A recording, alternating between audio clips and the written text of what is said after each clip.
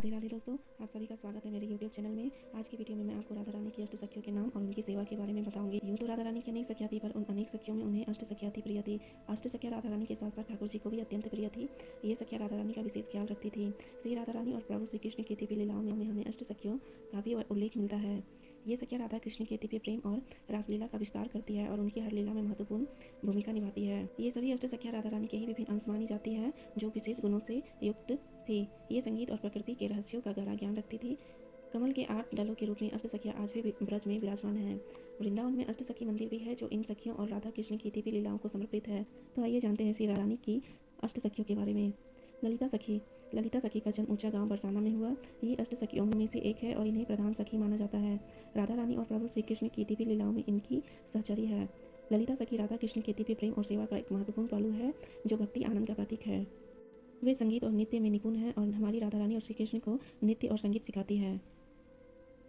ललिता सखी राधा रानी की सेवा में सदैव समर्पित रहती है। ये सखी राधा रानी को तरह तरह के खेल खिलाती है और कभी कभी नौका विहार वन विहार कराती है। ललिता सखी ठाकुर जी को हर समय बीड़ा यानी कि पान देती है।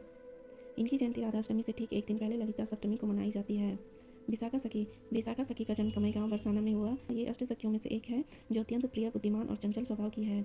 विशाखा सखी राधा कृष्ण की लीलाओं का एक अभिन्न अंग है, जो प्रेम, सेवा और बुद्धि का प्रतीक है।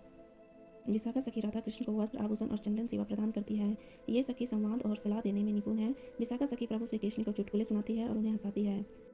चंपकलता सखी का जन्म करहला गांव बरसाना में हुआ। ये सखी श्री राधा रानी के साथ साथ ठाकुर जी को भी अत्यंत प्रेम करती है। चंपकलता सखी विभिन्न प्रकार की सेवाएं प्रदान करती है, जैसे चमर सेवा, रसोई कार्य, फूलों व फलों का संग्रह करना।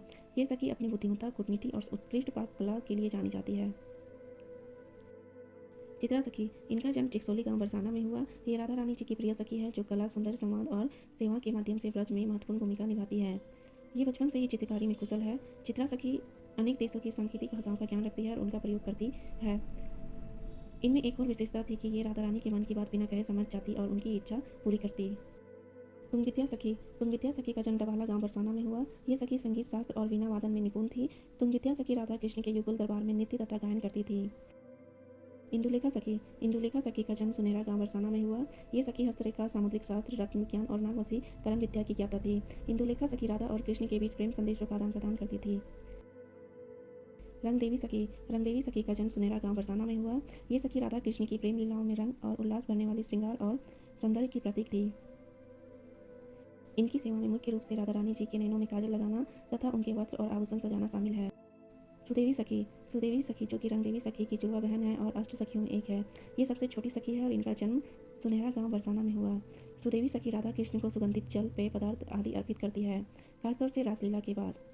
तो दोस्तों, अगर आप कभी वृंदावन जाएं तो अष्ट सखियों के दर्शन जरूर करें, क्योंकि इनके दर्शन मात्र से ही श्री राधा रानी के संपूर्ण दर्शन का पुण्य प्राप्त होता है।